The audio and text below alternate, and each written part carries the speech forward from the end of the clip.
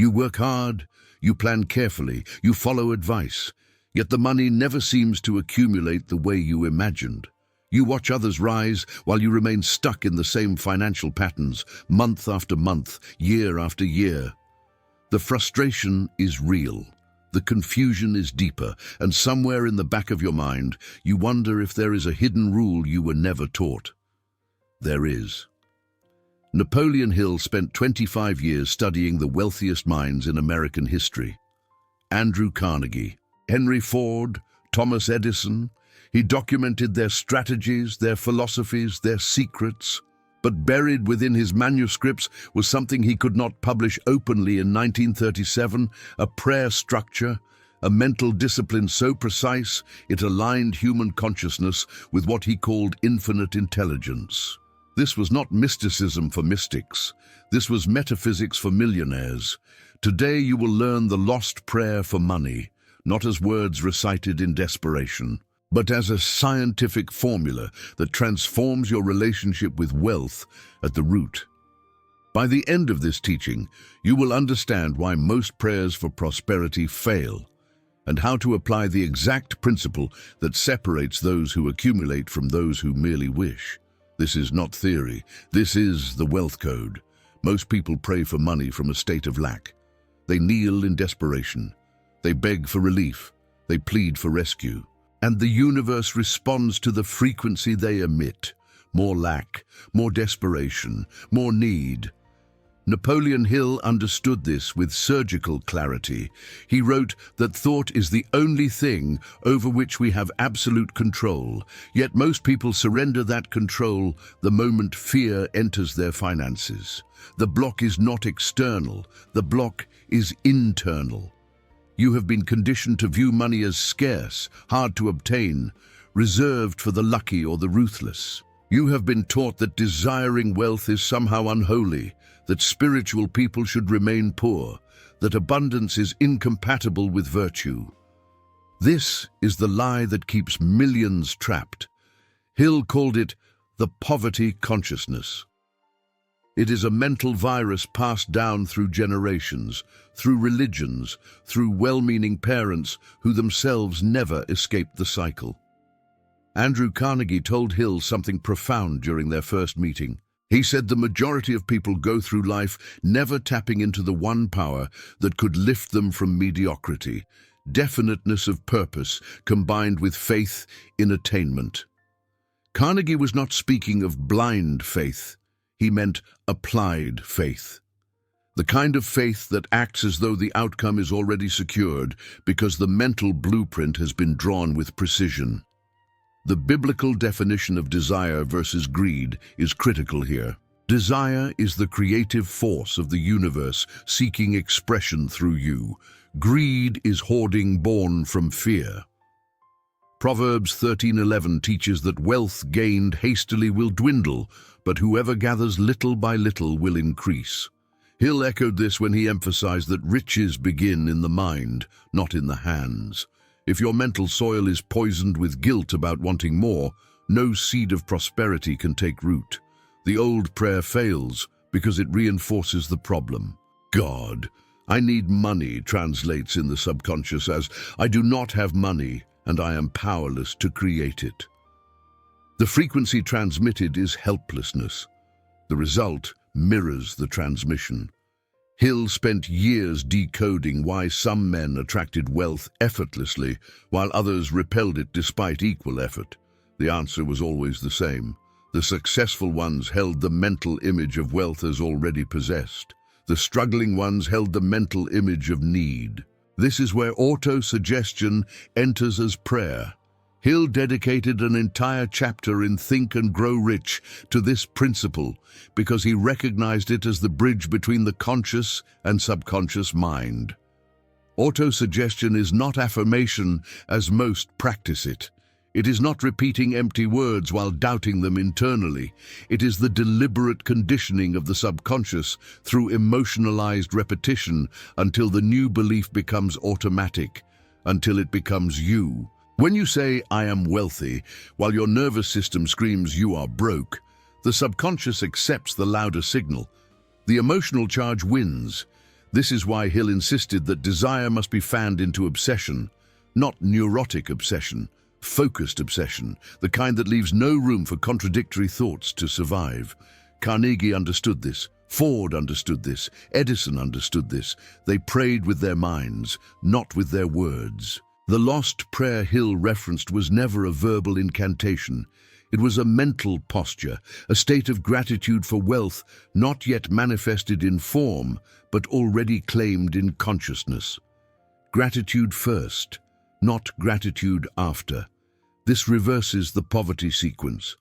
Instead of, "I will be grateful when I have money," the prayer becomes, "I am grateful for the wealth now flowing to me through infinite intelligence." The difference is metaphysical. The results are material. Napoleon Hill told a story that few remember, but that reveals the entire mechanism. A young man came to him drowning in debt, filled with shame, convinced he was cursed. Hill asked him one question: "What do you think about most?" The man answered immediately: "His debts, his failures, his fear of the future." Hill then said something that changed the man's life. "You are praying constantly, but you are praying for poverty. Every thought held with emotional intensity is a prayer. Every mental image rehearsed repeatedly is a command sent to the subconscious, which then directs the body and attracts circumstances that align with that command." The man was shocked. He had never considered that worry was worship. That fear was faith inverted. Hill explained that the subconscious mind cannot distinguish between a real experience and one vividly imagined. It accepts whatever you feed it as truth and begins orchestrating your external reality to match. This is where the law of autosuggestion becomes prayer in its purest form. Hill wrote that the subconscious mind will translate into its physical equivalent any order given to it in a state of belief, not hope. Belief. The difference is absolute. Hope says, maybe. Belief says, it is done. Mark 11:24 captures this perfectly. "Therefore I tell you, whatever you ask in prayer, believe that you have received it, and it will be yours." Received. Past tense, not will receive. Have received. Hill studied under Carnegie for 2 decades and watched him apply this principle with ruthless consistency. Carnegie would visualize his steel empire expanding before a single contract was signed. He would see the mills, the workers, the shipments, the profits flowing as though they already existed. And his subconscious mind, accepting this vision as reality, guided his decisions, his partnerships, his timing with supernatural precision. Carnegie called it tuning into infinite intelligence. Hill called it applied faith. The Bible calls it the substance of things hoped for, the evidence of things not seen. Thomas Edison demonstrated the same mastery. When asked how he persisted through 10,000 failed experiments to create the light bulb, he responded that he never viewed them as failures. He saw them as 10,000 discoveries of what did not work, each one bringing him closer to the solution that did. His mind was fixed on the end result. His prayer was unwavering, and the universe bent to match his certainty. Henry Ford once said that whether you think you can or you think you cannot, you are right. This was not motivational fluff. This was metaphysical law. Ford operated from a level of faith that terrified his competitors. He announced product innovations before his engineers confirmed they were possible. He committed to prices before his accountants proved they were profitable. And repeatedly, reality conformed to his mental command because his subconscious mind mobilized every resource, every insight, every connection required to make the vision manifest. Earl Nightingale, Hill's spiritual descendant, distilled this into what he called the strangest secret. We become what we think about, not sometimes, always. Nightingale explained that the human mind is like soil. It will grow whatever seed you plant. Plant corn, you get corn. Plant nightshade, you get poison. Plant thoughts of wealth, you attract wealth. Plant thoughts of poverty, you attract poverty. The soil does not judge, it simply produces. This aligns perfectly with Proverbs 23:7. As a man thinks in his heart, so is he. Not as he wishes, not as he hopes, as he thinks. The heart here refers to the subconscious, the seat of belief, the command center that governs behavior, perception, and magnetic attraction. If your subconscious believes you are poor, you will unconsciously sabotage opportunities, overlook abundance, and reinforce lack. If your subconscious believes you are wealthy, you will instinctively move toward prosperity, recognize openings, and align with increase. Hill's lost prayer was the systematic reprogramming of this inner belief system. It required discipline, it required ritual, it required what he called a burning desire backed by faith, not passive wishing, active claiming. You do not beg infinite intelligence for wealth. You attune yourself to the frequency where wealth already exists and claim your portion with gratitude and expectancy. The Mastermind Principle is collective prayer amplified. Hill defined it as the coordination of knowledge and effort between two or more people working toward a definite purpose in a spirit of harmony. But the metaphysical truth beneath this definition is staggering. When two or more minds align in faith toward a shared vision, they create a third invisible force, a spiritual entity. Jesus spoke of this in Matthew 18:20. Where two or three are gathered in my name, there am I among them. Hill discovered this principle through Carnegie, who assembled a council of 50 men whose combined genius built an empire. But Carnegie understood it was not merely their skills that created wealth. It was the harmonic frequency generated when those minds synchronized. Hill called this the psychic phase of the mastermind, a metaphysical battery formed by unified intention. This is why isolation kills dreams, why lone wolves rarely accumulate lasting wealth. The universe responds to collective faith with exponential force. Autosuggestion operates as individual prayer. The mastermind operates as congregational prayer. Both are scientific, both are biblical. Both are mandatory for those who seek wealth beyond survival. Hill emphasized that no individual has enough brain power, enough energy, enough perspective to achieve great fortune alone. You must ally yourself with minds who elevate your vision, challenge your limits, and hold the frequency of success when your own wavers. But here is where most fail. They gather with doubters, they confide in cynics, they seek counsel from those trapped in mediocrity, and the collective frequency drags them down. Hill warned that negative influences are contagious, that one doubtful voice in your inner circle can poison the entire mastermind. This is why Proverbs 13:20 instructs us, "Walk with the wise and become wise, for a companion of fools suffers harm." The lost prayer structure Hill hid in his manuscripts was this. Begin with gratitude for wealth already in motion toward you. Speak it aloud, write it down, declare it with emotion. I am grateful to infinite intelligence for the sum of X dollars now flowing to me through multiple channels in increasing quantities. Notice the specificity. Notice the present tense. Notice the assumption of divine orchestration.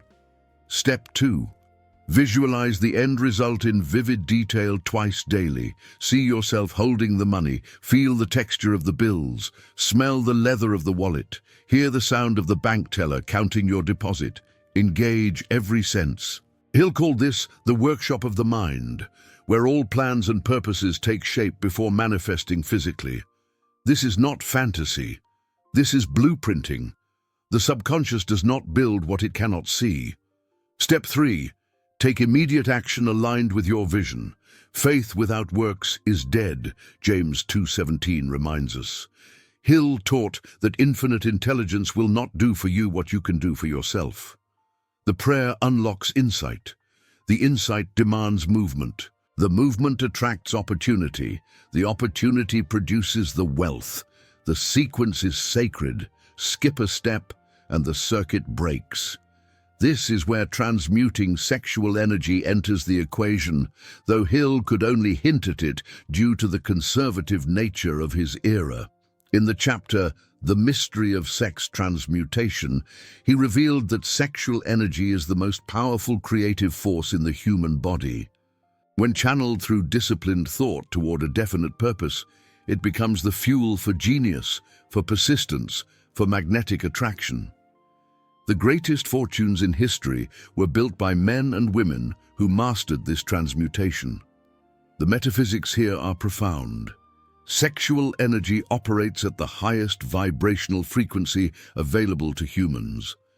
When redirected from physical dissipation into mental focus, it supercharges the prayer for wealth.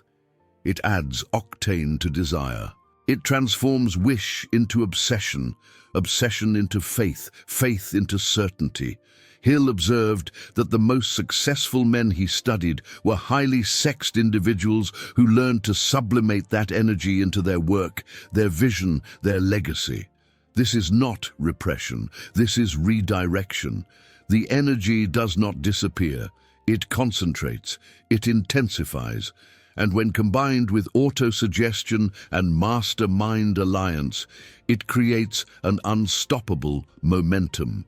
Hill wrote that sex energy is the bridge between the physical and spiritual realms, the force that connects finite man with infinite intelligence.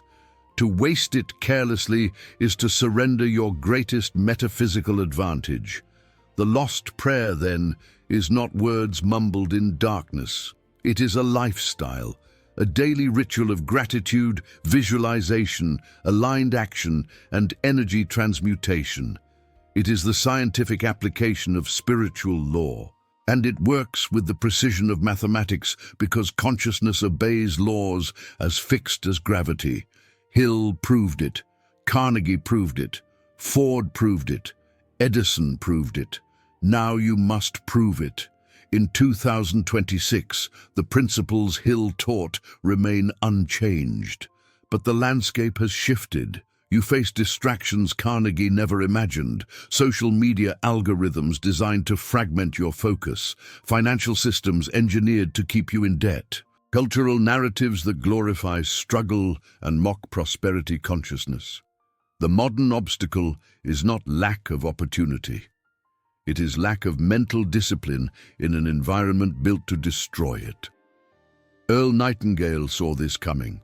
In his 1956 recording of The Strangest Secret, he warned that the majority of people drift through life without definite purpose, accepting whatever circumstances hand them, never realizing they possess the power to command their destiny. Nightingale's message was Hill's message repackaged for the post-war generation. The core remained identical. You become what you think about most of the time. Apply this to your finances today. If you spend 8 hours daily consuming content about economic collapse, inflation, layoffs, and scarcity, your subconscious accepts economic collapse as your reality. It will guide you toward decisions that confirm collapse. You will miss opportunities. You will hesitate when boldness is required. You will attract lack because lack is the frequency you broadcast. This is not pessimism. This is physics.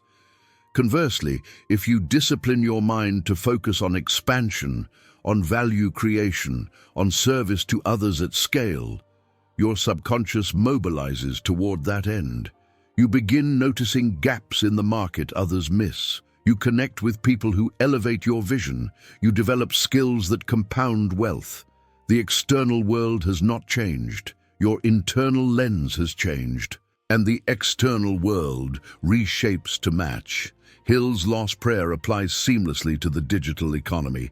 Imagine you seek to build an online business, generating $10,000 monthly. The prayer structure begins with gratitude.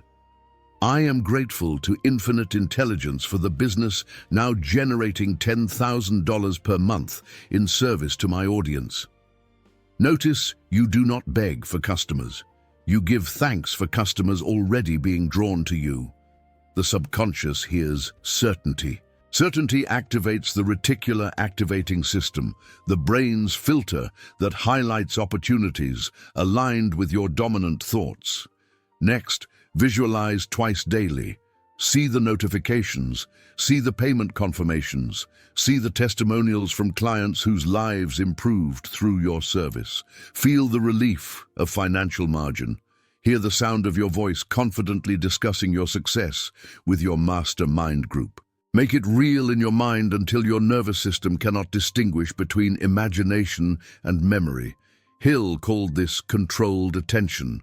Modern neuroscience calls it neuroplasticity. The Bible calls it renewing your mind. Then take aligned action. Launch the offer, publish the content, reach out to the prospect, optimize the funnel. Infinite intelligence will not send customers to a business that does not exist. Faith bridges the gap between idea and implementation, but you must build the bridge with your hands. James 2:26 is unambiguous. Faith apart from works is dead. Hill would add that works apart from faith are exhausting and inefficient. The two must marry. Andrew Carnegie made his fortune in steel, but his principle transfers to software, to consulting, to content creation, to any vehicle where value exchanges for currency. He succeeded because he believed in the inevitability of his success before any evidence existed. He assembled a mastermind of experts who shared that belief, and together they willed an empire into being through focused thought, persistent action, and unwavering faith in infinite intelligence guiding the process. Your mastermind today might include an accountability partner, a mentor, a peer group of entrepreneurs operating at the level you seek. It might be a paid mastermind, a church small group, or a weekly video call with 3 trusted friends. The structure matters less than the spirit. Are you gathered in harmony? Do you hold one another's vision when doubt creeps in? Do you speak wealth over each other, or do you commiserate in shared struggle? The frequency of your mastermind determines the ceiling of your collective results. Hill taught that the subconscious mind is most receptive in the moments just before sleep and just after waking. This is when the critical factor, the gatekeeper of belief, is weakest. Use these windows to recite your gratitude prayer aloud. Use these windows to visualize your financial outcome with emotion. Do this daily for 30 days without exception, and watch your external circumstances begin shifting. Not through magic, through the reorganization of your perceptual filters, decision-making patterns, and energetic output. Why do most prayers for money fail? Because they are prayed once in desperation with zero follow-through. Because the person praying does not truly believe they will receive. Because they treat prayer as a last resort instead of a first discipline. Hill understood that the universe does not respond to neediness, it responds to alignment. When your mind, your emotions, your actions, and your energy all broadcast the same message of wealth already claimed, the material manifestation becomes inevitable. The lost prayer for money is no longer lost. You now possess the structure Napoleon Hill embedded in his life's work. Gratitude first, visualization twice daily, aligned action immediately, mastermind support consistently, energy transmutation consciously. This is the formula. This is the code. Infinite intelligence does not withhold wealth from those who align with its frequency. It pours abundance through anyone who prepares the vessel to receive it. The metaphysical resolution is this: money is spiritual. It is energy. It is the material representation of value exchanged between souls. To reject it is to reject your ability to serve at scale. To fear it is to fear your own power. To chase it from lack is to repel it through vibrational mismatch. But to claim it from gratitude, to steward it with wisdom, to multiply it through service. This is alignment with divine will. This is the prayer that never fails. You are not separate from infinite intelligence. You are an individualized expression of it. The same creative force that formed galaxies flows through your mind. The same intelligence that orchestrates seasons and tides operates within your subconscious. When you pray the prayer of assumption, when you think from wealth rather than toward wealth, you activate the law that governed Carnegie, Ford, Edison, and every prosperous soul who walked this earth. The law is impartial. The law is available. The law is waiting for you to apply it.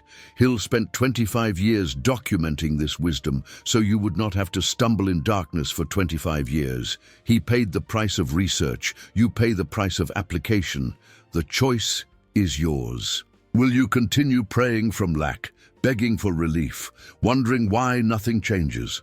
Or will you shift today into the frequency of wealth already possessed, already flowing, already multiplying through your hands as you serve others with excellence? If this teaching stirred something in you, if you felt the truth of these principles resonate in your spirit, you are ready for more. This channel exists to guide you deeper into the wealth codes hidden in scripture, in philosophy, in the minds of history's greatest prosperity teachers. Subscribe now and join a community of manifestors who refuse mediocrity, who claim abundance without apology, who understand that wealth is not the enemy of holiness, but the evidence of alignment. Napoleon Hill closed "Think and Grow Rich" with these words, and they serve as the perfect benediction for this teaching. There is a difference between wishing for a thing and being ready to receive it. No one is ready for a thing until they believe they can acquire it. The state of mind must be belief, not mere hope or wish. Believe, act, receive. The prayer is answered before you speak it. The wealth is yours before you see it. Infinite intelligence has already released it. Now align yourself to claim it. This is the lost prayer for money. This is your inheritance. Walk in it.